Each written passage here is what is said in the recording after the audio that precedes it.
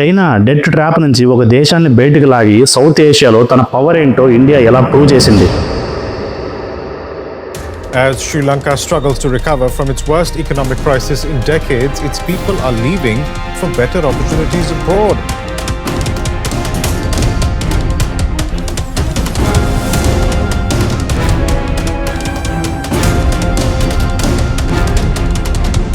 To Sri Lanka now and desperate economic problems there. The government is planning big spending.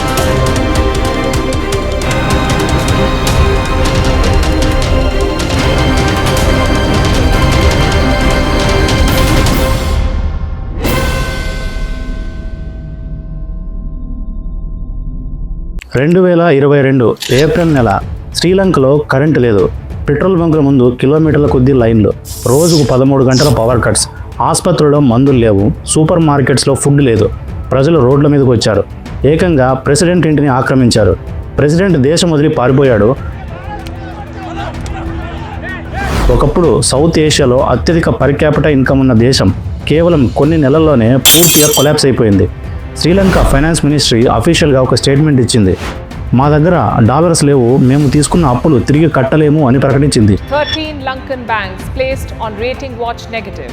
Sri Lanka defaults on $51 billion external debt. At least 500,000 Sri Lankans have fallen into poverty in the last few months. There is no fuel, there are no medicines, critical surgeries are being cancelled. చరిత్రలో మొట్టమొదటిసారి Sri Lanka bankrupt అయిపోయింది. ఇది ఒక end point లాగా కనిపించింది. ఎవరైనా సరే ఆ సిచ్యువేషన్ చూసి ఈ దేశం మళ్ళీ కోలుకోవడానికి కనీసం 40 ఏళ్ళు పడుతుంది అనుకున్నారు. కానీ కట్ చేస్తే ఈరోజు పరిస్థితి పూర్తిగా మారిపోయింది. శ్రీలంక ఎకానమీ మళ్ళీ ట్రాక్ మీదకి వచ్చింది. 70% ఉన్న ఇన్ఫ్లేషన్ ఇప్పుడు సింగిల్ డిజిట్కి పడిపోయింది. టూరిజం మళ్ళీ బౌన్స్ బ్యాక్ అయ్యింది. హోటల్స్ అన్నీ ఫుల్ అవుతున్నాయి. ఫారిన్ రిజర్వ్స్ మళ్ళీ పెరిగాయి. ఆగిపోయిన బిజినెస్లు మళ్ళీ స్టార్ట్ అయ్యాయి. ఒక దేశం ఇంత ఫాస్ట్గా ఇంత దారుణమైన క్రైసిస్ నుంచి బయటపడటం నిజంగా ఒక మిరాకిల్. కానీ ఇక్కడ అసలు ప్రశ్న అది కాదు. శ్రీలంక ఈ క్రైసిస్ నుంచి ఎలా బయటపడింది అని. IMF ఇచ్చిన లోన్ వలన, లేక వాళ్ళ ఇంటర్నల్ పాలసీలు మార్చుకోవడం వలన? ఇవన్నీ ఒక రీజన్ అయితే తెర వెనుక జరిగిన అసలు స్టోరీ వేరే ఉంది. ఈ మొత్తం రికవరీలో శ్రీలంకను ఒక చెయ్యి పట్టుకుని పైకి లాగిన దేశం ఒకటి ఉంది. అదే ఇండియా. శ్రీలంక బ్యాంక్రప్ట్ అయినప్పుడు చైనా వెనక్కి తగ్గింది. ప్రపంచ దేశాలు IMF ఏం చేస్తుందో అని వెయిట్ చేశాయి. కానీ ఇండియా మాత్రం ఎలాంటి గ్యారెంటీ లేకుండా $4 బిలియన్ ఫండ్ను శ్రీలంకలో పంప్ చేసింది. ఎందుకు? ఇండియాకి శ్రీలంక మీద ఉన్న అకస్మాత్తు ప్రేమనా, లేక దీని వెనుక ఒక మాస్టర్ జియో పొలిటికల్ గేమ్ ఉందా? చైనా డెట్ ట్రాప్ నుంచి ఒక దేశాన్ని బయటకు లాగి సౌత్ ఏషియాలో తన పవర్ ఏంటో ఇండియా ఎలా ప్రూవ్ చేసింది? ఒక ఎకానమీ జీరో నుంచి మళ్ళీ ఎలా రీబిల్డ్ అవుతోంది? ఈ వీడియో ఫుల్గా చూడడానికి ట్రై చేయండి. చాలా ఇంట్రెస్టింగ్గా ఉంటుంది. అలాగే వీడియో నచ్చితే మాత్రం సబ్స్క్రైబ్ చేసి, షేర్ చేసి, లైక్ చేయండి. ఈ కథను అర్థం చేసుకోవాలంటే మనం కొంచెం వెనక్కి వెళ్ళాలి. అది 2009. శ్రీలంకలో దాదాపు 30 ఏళ్ల పాటు జరిగిన సివిల్ వార్ ముగిసింది. అప్పటి ప్రెసిడెంట్ రాజపక్స ఒక పెద్ద విజన్తో ముందుకు వచ్చారు. శ్రీలంకను నెక్స్ట్ సింగపూర్ లాగా మార్చాలి అనుకున్నారు. దేశం మొత్తం పెద్ద పెద్ద హైవేలు, ఎయిర్పోర్టులు, పోర్టులు, క్రికెట్ స్టేడియంలు కట్టడం స్టార్ట్ చేశారు. చూసేవాళ్లకు శ్రీలంక చాలా ఫాస్ట్గా డెవలప్ అవుతుంది అనిపించింది. GDP నంబర్స్ కూడా అలాగే కనిపించాయి కూడా. కానీ ఇక్కడే ఒక పెద్ద మిస్టేక్ జరిగింది. ఈ ఇన్ఫ్రాస్ట్రక్చర్ ప్రాజెక్ట్స్ కట్టడానికి శ్రీలంక దగ్గర డబ్బులు లేవు. దానికోసం వాళ్ళు విపరీతంగా అప్పులు చేయడం స్టార్ట్ చేశారు. మామూలుగా డెవలపింగ్ దేశాలు వరల్డ్ బ్యాంక్ లేదా IMF లాంటి సంస్థల దగ్గర అప్పు తీసుకుంటాయి. వాళ్ళు చాలా తక్కువ వడ్డీకి లోన్స్ ఇస్తారు. పైగా తిరిగి కట్టడానికి చాలా టైం ఇస్తారు.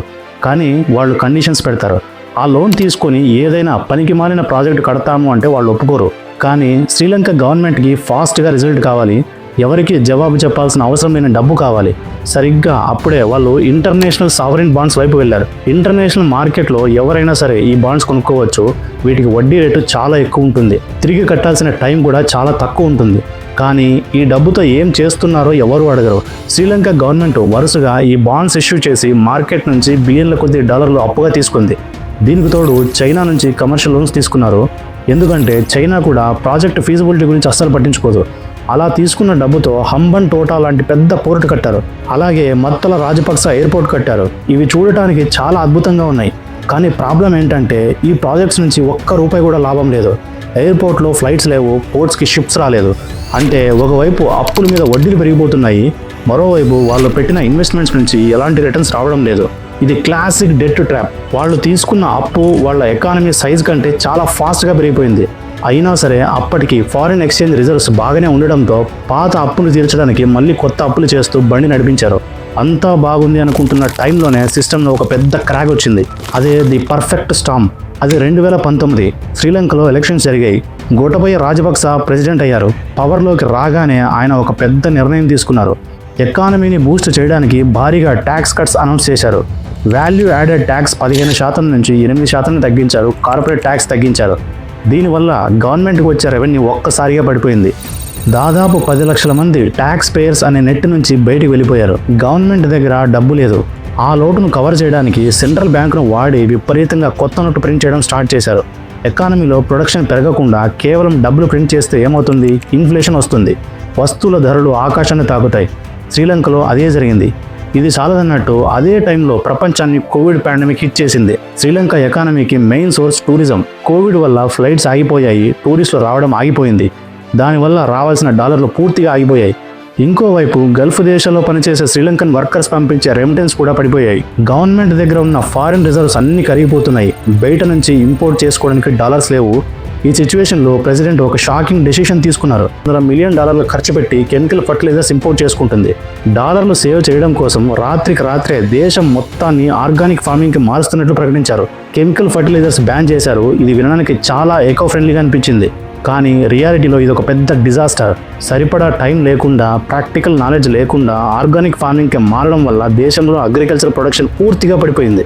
ఎక్స్పోర్ట్ చేసి డబ్బులు సంపాదించి పెడుతున్న టీ ప్రొడక్షన్ సగానికి పడిపోయింది. రైస్ ప్రొడక్షన్ ఎంతలా పడిపోయిందంటే ఎప్పుడు సొంతంగా బియ్యం పండించుకునే శ్రీలంక వేరే దేశాల నుంచి బియ్యంని ఇంపోర్ట్ చేసుకోవాల్సిన పరిస్థితికి వచ్చింది. డాలర్లు సేవ్ చేద్దామని తీసుకునే నిర్ణయం ఉన్న డాలర్లను కూడా లాగేసుకుంది. దీని తర్వాత వెంటనే మనం మాట్లాడుకోవాల్సింది the day the money ran out. 2022 సంవత్సరం వచ్చేసరికి సిస్టమ్ పూర్తిగా బ్రేక్ అయిపోయింది. శ్రీలంక దగ్గర కేవలం $50 మిలియన్ ఫారిన్ రిజర్వ్స్ మాత్రమే మిగిలాయి. కానీ వాళ్ళు ఆ సంవత్సరం కట్టాల్సిన అప్పు దాదాపు $7 బిలియన్. మ్యాచ్ అవ్వడం లేదు కదా. బయట నుంచి పెట్రోల్ కొందామంటే డాలర్ లేవు. ఎల్ఎన్జీ గ్యాస్ కొందామంటే డాలర్స్ లేవు. మందులు కొందామంటే కూడా డాలర్ లేవు. కరెంట్ ప్రొడ్యూస్ చేయడానికి ఫ్యూయల్ లేక పవర్ ప్లాంట్స్ ఆగిపోయాయి. దేశం మొత్తం చీకట్లోకి వెళ్ళిపోయింది. హాస్పిటల్స్లో లైఫ్ సేవింగ్ డ్రగ్స్ లేవు. సర్జరీలు ఆగిపోయాయి. చిన్న పిల్లలకు పాలు దొరకని పరిస్థితి. ఒక మామూలు పౌరుడు తన బైక్లో 1 లీటర్ పెట్రోల్ కొట్టించడానికి 3 రోజుల పాటు క్యూలో నిలబడాల్సిన పరిస్థితి. ఈ టైంలోనే ప్రజల ఓపిక నశించింది. పాలిటిక్స్, పార్టీలు, మతం అన్నీ పక్కన పెట్టి దేశం మొత్తం ఒక్కటే రోడ్ల మీదకి వచ్చింది. ఇదే అరగళయ ఉద్యమం. శ్రీలంక హిస్టరీలో ఎప్పుడూ చూడని రేంజ్లో ప్రజలు గవర్నమెంట్కి వ్యతిరేకంగా తిరుగుబాటు చేశారు. ప్రెసిడెంట్ గోటబయ రాజపక్స దేశం విడిచి పారిపోవాల్సి వచ్చింది. ఒక దేశం పూర్తిగా కొలాప్స్ అయిపోయినప్పుడు ఇంటర్నేషనల్ కమ్యూనిటీ సాధారణంగా IMF దగ్గరికి వెళ్తుంది. కానీ IMF ఒక ప్రాసెస్ ప్రకారం వెళ్తుంది. వాళ్ళు మీటింగ్స్ పెడతారు, ఫైనాన్షియల్ డేటా అనలైజ్ చేస్తారు, అప్రూవల్స్ తీసుకుంటారు. ఈ ప్రాసెస్ అంతా జరగడానికి కనీసం 6 నుంచి 8 నెలల టైం పడుతుంది. కానీ శ్రీలంక దగ్గర అంత టైం లేదు. వాళ్ళకు రేపటికి సరిపడా ఫుడ్ లేదు. నెక్స్ట్ వీక్కి సరిపడా ఫ్యూయల్ లేదు. ఇంకో 10 రోజులు ఇదే పరిస్థితి కంటిన్యూ అయితే దేశంలో సివిల్ వార్ స్టార్ట్ అయ్యే ఛాన్స్ ఉంది. ప్రజలు ఒకరికొకరు చంపుకునే పరిస్థితి వస్తుంది. చైనా దగ్గరకు వెళ్ళి హెల్ప్ అడిగితే వాళ్ళు సైలెంట్ అయిపోయారు. కొత్తగా అప్పు ఇవ్వడానికి ఒప్పుకోలేదు. ఆ క్షణంలో శ్రీలంక పూర్తిగా ఒంటరి అయిపోయింది అనిపించింది. అప్పుడే ఒక దేశం గేమ్లోకి ఎంటర్ అయింది.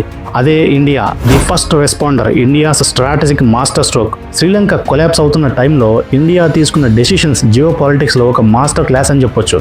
ఎవరూ ఊహించని స్పీడ్తో ఇండియా శ్రీలంకకు ఫైనాన్షియల్ సపోర్ట్ పంపించడం స్టార్ట్ చేసింది. ఇండియా IMF కోసం వెయిట్ చేయలేదు. చైనా లాగా ఆలోచించలేదు. కేవలం 6 మంత్స్ టైంలో ఇండియా శ్రీలంకకు దాదాపు $4 billion economic life line provide చేసింది. ఇది ఒక చిన్న అమౌంట్ కాదు. ఇది శ్రీలంక ఆ టైంలో అడిగిన దానికంటే చాలా ఎక్కువ. ఈ $4 బిలియన్ ఎలా ఇచ్చారు? కేవలం క్యాష్గా ఇవ్వలేదు. మొదట పెట్రోల్ అండ్ డీజిల్ కోసం $500 మిలియన్ లైఫ్ ఆఫ్ క్రెడిట్ ఇచ్చారు. అంటే ఆ డబ్బుతో శ్రీలంక ఇండియన్ ఆయిల్ కంపెనీల నుంచి ఫ్యూల్ కొనుక్కోవచ్చు. దీనివల్ల పవర్ కట్స్ తగ్గాయి. ట్రాన్స్పోర్టేషన్ మళ్ళీ స్టార్ట్ అయింది. రెండవది ఫుడ్, మెడిసిన్స్ అండ్ ఇతర ఫైనాన్షియల్ గూడ్స్ ఇంపోర్ట్ చేసుకోవడానికి మరో $1 బిలియన్ క్రెడిట్ ఇచ్చారు. దీనివల్ల మార్కెట్లో మళ్ళీ బియ్యం, పప్పులు, మందులు కనిపించడం స్టార్ట్ అయ్యాయి. మూడవది reserve bank of India Sri Lanka central బ్యాంక్తో ఒక కరెన్సీ స్వాప్ అగ్రిమెంట్ చేసుకుంది. అంటే దాదాపు $400 మిలియన్ వాల్యూ ఉన్న క్యాష్ను శ్రీలంక సిస్టంలోకి పంపించింది. ఇక నాలుగవది ఏషియన్ క్లియరింగ్ యూనియన్ కింద శ్రీలంక ఇండియాకు కట్టాల్సిన $1 బిలియన్ పైగా పేమెంట్స్ను పోస్ట్పోన్ చేసింది. ఆ డబ్బును ప్రస్తుతానికి మీ దగ్గరే ఉంచుకుని ఎకానమీని నడిపించండి అని చెప్పింది. ఒకవైపు ఇండియన్ నేవీ షిప్స్ టన్నుల కొద్దీ బియ్యం, మెడిసిన్స్ తీసుకొని కొలంబో పోర్టుకి చేరుకుంటున్నాయి. ఇంకోవైపు ఇండియన్ ఆయిల్ ట్యాంకర్స్ ఫ్యూయల్ని అన్లోడ్ చేస్తున్నాయి. ఎరువులు లేక రైతులు ఏడుస్తుంటే ఇండియా ఒకేసారి 65,000 టన్నుల యూరియాను శ్రీలంకకు పంపించింది. ఎగ్జాక్ట్లీ ఇక్కడే మనం ఒక లాజికల్ క్వశ్చన్ అడగాలి. ఇండియా ఇదంతా ఎందుకు చేసింది? ఎందుకంటే ఇంటర్నేషనల్ రిలేషన్స్లో ప్యూర్ చారిటీ అనేది అస్సలు ఉండదు. ప్రతి మూవ్ వెనక ఒక క్యాలిక్యులేషన్ ఉంటుంది. ఇండియా $4 బిలియన్ రిస్క్ చేయడం వెనక ఒక పవర్ఫుల్ రీజన్ ఉంది. శ్రీలంక జియోగ్రఫికల్ లొకేషన్ ఇండియాకు చాలా ఇంపార్టెంట్. ఇండియన్ ఓషన్లో జరుగుతున్న గ్లోబల్ ట్రేడ్లో సగానికి పైగా షిప్స్ శ్రీలంక పోర్ట్స్ దాటుకుని వెళ్తాయి. ఇండియాకు సంబంధించిన చాలా ఇంటర్నేషనల్ ట్రేడ్ కొలంబో పోర్ట్ ద్వారానే జరుగుతుంది. ఒకవేళ శ్రీలంక కనుక పూర్తిగా కొలాప్స్ అయితే ఆ ఎఫెక్ట్ డైరెక్ట్గా ఇండియా మీద పడుతుంది. అంతకంటే ముఖ్యమైన రీజన్ చైనా. గత 10 ఏళ్లుగా చైనా శ్రీలంకలో విపరీతంగా ఇన్వెస్ట్ చేస్తుంది. శ్రీలంకను తమ కంట్రోల్లో ఉంచుకోవడానికి భారీగా అప్పులు ఇచ్చింది. ఒకవేళ ఆ క్రైసిస్ టైంలో చైనా కనుక శ్రీలంకను ఆదుకొని ఉంటే శ్రీలంక ఎప్పటికీ చైనాకి ఒక శాటిలైట్ స్టేట్ లాగా మారిపోయేది. ఇండియాకు తన ఇంటి పక్కనే ఒక పెద్ద శత్రువు తయారయ్యేవాడు. కానీ ఆ క్రైసిస్ని ఇండియా ఒక ఆపర్చునిటీగా మార్చుకుంది. జియో పాలిటిక్స్లో ఇండియా సాధించిన ఒక భారీ విజయం ఇది. కానీ ఇండియా ఇచ్చిన ఫండ్స్ కేవలం ఎమర్జెన్సీ ఆక్సిజన్ మాత్రమే.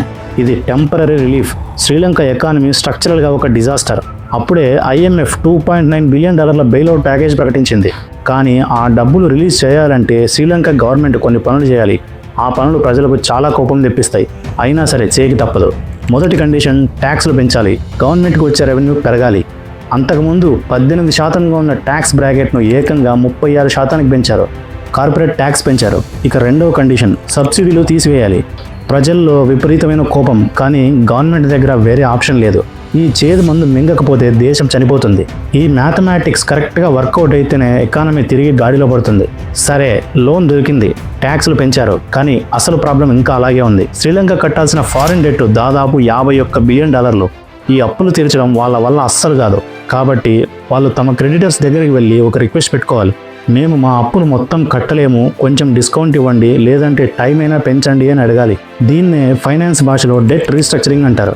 శ్రీలంకకు అప్పు ఇచ్చిన వాళ్లలో 3 మెయిన్ కేటగిరీలు ఉన్నారు. ఒకటి ప్యారిస్ క్లబ్. ఇందులో జపాన్, యూరోప్ లాంటి వెస్టర్న్ దేశాలు ఉంటాయి. రెండవది చైనా, మూడవది ఇండియా. ఇక్కడ ఒక కాంప్లెక్స్ సిచ్యువేషన్ క్రియేట్ అయింది. ప్యారిస్ క్లబ్ దేశాలు ఒక కండిషన్ పెట్టాయి. మేము శ్రీలంకకు డిస్కౌంట్ ఇవ్వడానికి రెడీ, కానీ చైనా కూడా డిస్కౌంట్ ఇవ్వాలి. మేము లాస్ తీసుకొని చైనా మాత్రం తమ డబ్బులు మొత్తం వసూలు చేసుకుంటాము అంటే మేము ఒప్పుకోమని తేల్చి చెప్పాయి. అటు చూస్తే చైనా తన అప్పులను ఎప్పుడూ అలా వదులుకోలేదు. ఎందుకంటే చైనా ప్రపంచవ్యాప్తంగా డజన్ల కొద్ది దేశాలకు అప్పులు ఇచ్చింది. శ్రీలంకకు కనుక డిస్కౌంట్ ఇస్తే మిగతా దేశాలు కూడా అదే డిస్కౌంట్ అడుగుతాయి. అది చైనా ఎకానమీకి పెద్ద రిస్క్. ఈ గందరగోళం మధ్యలో IMF ఏమో మీరు మీ క్రెడిటర్స్తో డీల్ చేసుకుంటేనే మేము నెక్స్ట్ విడత డబ్బులు రిలీజ్ చేస్తామని కండిషన్ పెట్టింది. అంతా డెడ్ లాక్ సిచ్యువేషన్. ఎవరు ముందు కదులుతారు? ఇక్కడ మళ్ళీ ఇండియా ఒక గేమ్ చేంజర్ లాగా ఎంటర్ అయింది. అప్పటిదాకా చైనా కోసం వెయిట్ చేస్తున్న ఇండియా అకస్మాత్తుగా ఒక ప్రకటన చేసింది. ప్యారిస్ క్లబ్ మరియు చైనాతో సంబంధం లేకుండా శ్రీలంక డెట్ రీస్ట్రక్చరింగ్కి మేము సపోర్ట్ చేస్తున్నాము అని, దానికి అవసరమైన ఫైనాన్షియల్ అష్యూరెన్స్ మేము IMF ఇస్తున్నామని ప్రకటించింది. ఇండియా తీసుకున్న ఈ స్టెప్ మొత్తం గేమ్నే మార్చేసింది.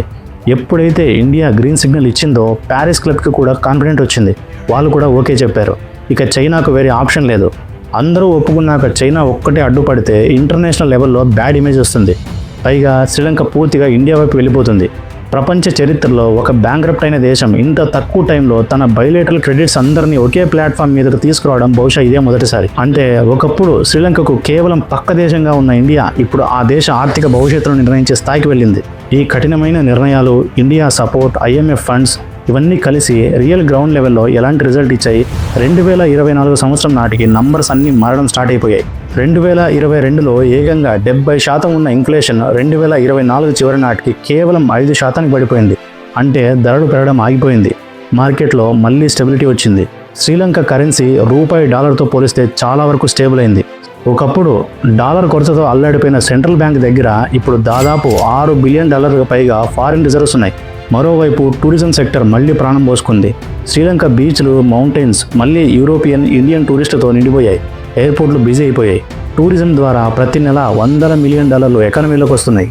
ఇదంతా చూసిన తర్వాత శ్రీలంక స్టోరీ ప్రపంచంలో ఉన్న ప్రతి డెవలపింగ్ దేశానికి ఒక కఠినమైన ఎకనామిక్ కేస్ స్టడీ. ఎకానమీలో షార్ట్ కట్స్ ఉండవు. డబ్బులు లేనప్పుడు నోట్లు ప్రింట్ చేస్తే అది సంపద అవ్వదు. రిటర్న్స్ రాని ప్రాజెక్ట్ కోసం చేసే అప్పు ఇన్వెస్ట్మెంట్ అవ్వదు. అది డెట్ ట్రాప్ అవుతుంది. డాలర్లు సేవ్ చేయడం కోసం సైంటిఫిక్ బేస్ లేని పాలసీలు ఒక్క రాత్రిలో అమలు చేస్తే ఎకానమీ కొలాప్స్ అవుతుంది.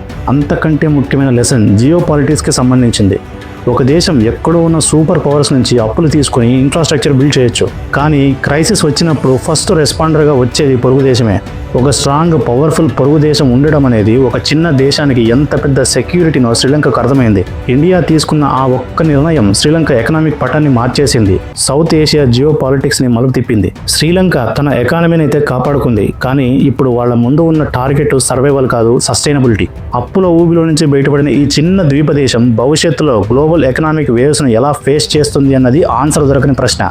కానీ ఒక్కటి మాత్రం నిజం, 2022లో ప్రపంచం చూసిన శ్రీలంక వేరు, ఈ రోజు ప్రపంచం చూస్తున్న శ్రీలంక వేరు. ఈ ఎకనామిక్ రీబిల్డింగ్ ప్రాసెస్లో శ్రీలంక సక్సెస్ అవుతుందా, లేక ఈ వీ షేప్డ్ రికవరీ అనేది కేవలం ఒక టెంపరీ ఫ్యాస్కేడ్ మాత్రమేనా? సిస్టమ్స్ అన్నీ బాగున్నాయి అనుకున్నప్పుడు ఒక చిన్న డెసిషన్ దేశం మొత్తాన్ని ఎలా మార్చేస్తుందో చెప్పడానికి ఒక biggest proof Sri Lanka. Friends, finally Sri Lanka economic revival మీద మీకున్న ఒపీనియన్ ఏంటి ఒక్కసారి కామెంట్ సెక్షన్లో తెలియజేయండి. వీడియో నచ్చితే మాత్రం please like, share and subscribe.